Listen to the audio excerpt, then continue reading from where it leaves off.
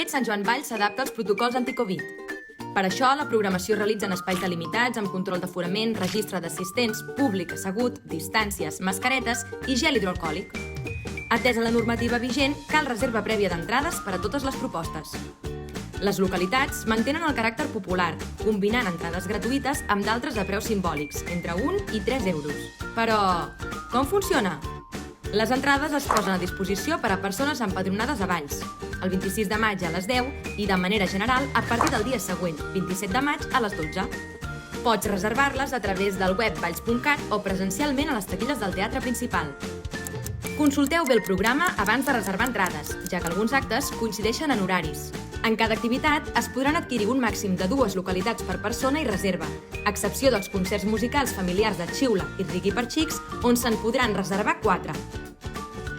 En el moment de la reserva, caldrà especificar les dades de tots els assistents. Si finalment no podeu assistir a alguna proposta, us preguem que retorneu les entrades per tal de posar-les de nou a disposició. Els accessos es realitzaran de manera esglaonada.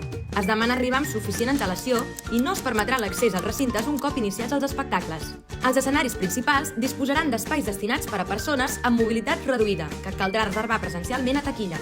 Els menors de 16 anys hauran d'assistir acompanyats del seu pare, mare o tutor legal. Aquests podran autoritzar un altre adult responsable presentant la documentació. Els menors de 2 anys també hauran de disposar d'entrada, tot i no ocupar seient, comptabilitzen en els càlculs normatius d'aforament. I finalment, en algunes activitats s'especifica un sistema propi de reserva d'entrades, que ha estat determinat per les entitats organitzadores. I res més, fem un ús responsable de les entrades i gaudim d'una cultura segura i necessària. I és que per Sant Joan, tot comença a Valls.